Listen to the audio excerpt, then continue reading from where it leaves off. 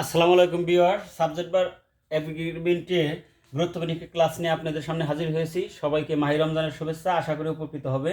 আসলে সাবজেক্ট বার এগ্রিমেন্ট হচ্ছে এই একটি সিঙ্গুলার সাবজেক্ট সবসময় সিঙ্গুলার ভার্ব গ্রহণ করবে এবং singular plural subject plural verb গ্রহণ করবে। এটাই হচ্ছে সাবজেক্ট ভার্ব এগ্রিমেন্টের মূল বাণী। তো এই বিষয় নিয়ে আমরা আলোচনা করব। এই পার্ট ওয়ানের সাবজেক্ট ভার্ব এগ্রিমেন্টের পার্ট ওয়ানে আমি কয়েকটি উদাহরণ আপনাদের সামনে দিয়ে রেখেছি, আশা করি উপকৃত হবে। তো দেখুন এখানে the colour of his eyes dash blue.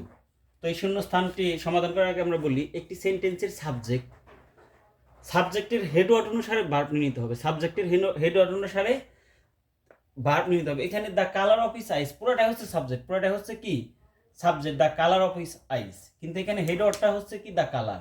Headward কি কালার, এই হেডওয়ার্ড অনুসারে ভার্ব নিতে হবে।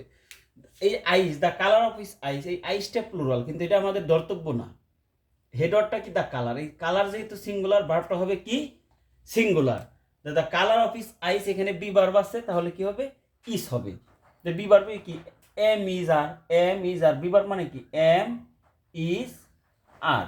তাহলে এম তো সবসময় এর সাথে হয়, তাহলে আর সিঙ্গুলার হলে ইস হবে, প্লুরাল হবে আর হবে। তাহলে কি the colour of his eyes is blue, is blue. তো সেকেন্ডটা দেখি the players in the ground, এই যে মাঠের যে খেলোয়াড়েরা, এই যে গ্রাউন্ডটা কিন্তু singular.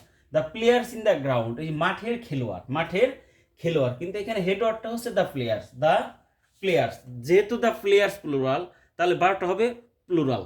The players in the ground be verb পাশে, তাহলে কি হবে are taking rest. The players in the ground R taking rest. এখন আবার দেখি the headmaster and the secretary dash present. এখন আমরা বুঝি দুইটি singular, headmaster singular, secretary singular, দুটি সিঙ্গুলার নাউন যদি এন দ্বারা যুক্ত থাকে তাহলে দুইটা একত্রে কি হয় প্লুরাল হয়ে যায়। একার একে যেমন দুই হয় তো প্লুরাল হয়। যেমন দুটি সিঙ্গুলার নাউন যদি এন দ্বারা যুক্ত থাকে তাহলে কি হবে ভার্বটি প্লুরাল হবে। The headmaster and the secretary, তাহলে দুইটা প্লুরাল। দ্য সেক্রেটারি হচ্ছে ভিন্ন একজন ব্যক্তি, হেডমাস্টার ভিন্ন একজন ব্যক্তি। তাহলে এখানে দুইজন মিলে, এই হেডমাস্টার এবং সেক্রেটারি মিলে দুইজন হয়েছে, তাহলে এটা প্লুরাল। তাহলে এখানে কি হবে ওয়াজ অথবা এই আর অথবা অয়ার, আর অথবা অয়ার। বিভার্বের ক্ষেত্রে এখানে যেহেতু আমার কোনো টেন্স মার্কার নাই, টেন্স মার্কার না থাকলে আমরা আরও দিতে পারবো, অয়ারও দিতে পারবো, কারণ এটা কোন টেন্স আমার এখানে নির্ধারিত নাই, দেখে বোঝারও কোনো উপায় নাই, যে কোনো একটা দিলেই হবে। The headmaster and the secretary are oblique were present. তো এখানে যদি এন দ্বারা দুইটি সিঙ্গুলার নাউন যুক্ত হওয়ার পরে যদি একই ভাব বোঝায়, দুইটি সিঙ্গুলার নাউন এন দ্বারা যুক্ত হয়ে যদি একই ব্যক্তিকে নির্দেশ করে, একই ভাব প্রকাশ করে, সেই ক্ষেত্রে আমাদের ভার্বটা সিঙ্গুলার হবে। যেমন এখানে যদি আমরা দিতাম দ্য হেডমাস্টার অ্যান্ড সেক্রেটারি, দাটা উঠিয়ে দিতাম দ্য হেডমাস্টার অ্যান্ড সেক্রেটারি। তো এই যে হেডমাস্টার অ্যান্ড সেক্রেটারি, এখানে যখন দা নাই তখন হেডমাস্টারও যে ব্যক্তি, সেক্রেটারিও একই ব্যক্তিকে নির্দেশ করতো। সেই ক্ষেত্রে আমার ভার্বটা হতো কি আরও এর না হয়ে কি হতো ইজ অথবা ওয়াস হতো।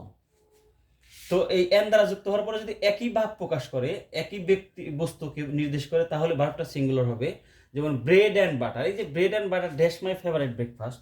তো এই যে ব্রেড একটা আলাদা পৃথক নাউন, বাটার একটি আলাদা নাউন, দুটি সিঙ্গুলার, কিন্তু দুটি দ্বারা এক এন দ্বারা যুক্ত হওয়ার পর প্লুরাল হওয়ার কথা, কিন্তু ব্রেড অ্যান্ড বাটার একসাথে। আমি পরের অংশ পড়ি দেখি bread and butter dash my favourite breakfast. এই যে ব্রেড অ্যান্ড বাটার মিলে আমার একটা ব্রেকফাস্টের আইটেমকে নির্দেশ করছে, ব্রেকফাস্টের আইটেমকে নির্দেশ করছে। যেহেতু একই ভাব প্রকাশ করছে, তাহলে ব্রেড অ্যান্ড বাটার এটা হচ্ছে আমার সিঙ্গুলার। তাহলে তাই হবে কি bread and butter is my favourite breakfast. Bread and butter হয় আমার প্রিয় নাস্তা। যদি আমার না, পরাণের সাথে বলতেছি bread and butter is my favourite breakfast. কিন্তু যদি বলা হতো ব্রেড অ্যান্ড বাটার বি শূন্যস্থান দিয়ে সোল্ড হিয়ার, সোল্ড হিয়ার, কোন এক দোকানে লেখা আছে এখানে ব্রেড অ্যান্ড বাটার বিক্রি করা হয়, এখানে বিক্রি করা হয়, এখানে বিবার দেওয়া আছে। তো bread and butter dash sold hair.